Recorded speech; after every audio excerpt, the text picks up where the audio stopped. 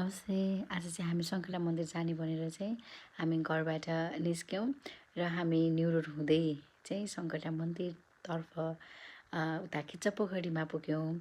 अनि त्यसपछि हामीले बाटोमा हेरेको त जुन चिर्ने बाटो हुन्छ त्यहाँ चाहिँ यति धेरै लाइन रहेछ कि तपाईँले देख्न सक्नुहुन्छ। यो लाइन देखेर चाहिँ हामीलाई नै डर लाग्यो।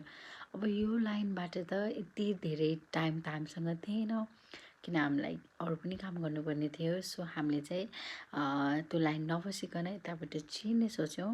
र फरक के हुन्छ भन्दाखेरि यताबाट छिर्यो भने चाहिँ अगाडिबाट जस्ट बाहिरबाट पूजा गर्न पाइन्छ र उताबाट छिरेको भए चाहिँ भित्रैबाट पाइन्छ भन्ने कुरा आयो। अब ठिकै छ, भगवान्लाई पूजै गर्ने त हो भनेर चाहिँ हामी बाहिरबाट होइन भित्रबाट चाहिँ आयौँ। त्यहाँ बाहिरको लाइन छोडेर हामी भित्रको बाटो आयौँ। र यो आइसकेपछि तपाईँहरू देख्न सक्नुहुन्छ यति धेरै भिड। त्यही पनि यो बिहानको 10 बजिसकेको थियो होला, बिहानको 10 बजे यति धेरै भिड। र आज चाहिँ कार्तिकको अन्तिम शनिबार रहेकाले यो दिन चाहिँ एकदम हुन्छ नि, शनिबार यसै त सङ्कटा मन्दिर जाने चलन छ। त्यही माथि कार्तिकमा परेको शनिबार चाहिँ एकदम महत्त्वपूर्ण मानिन्छ।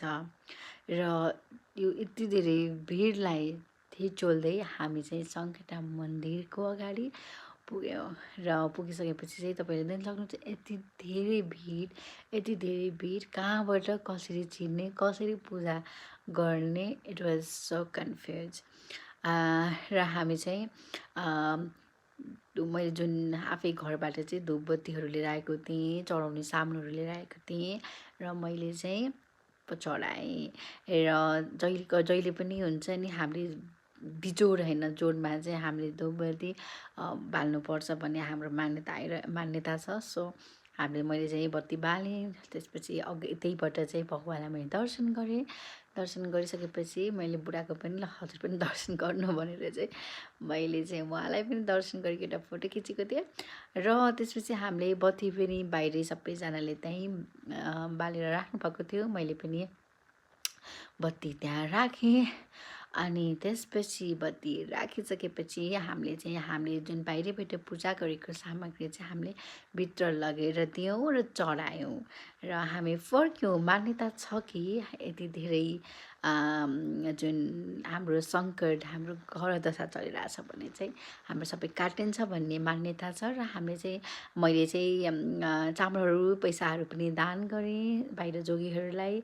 So we return to home then.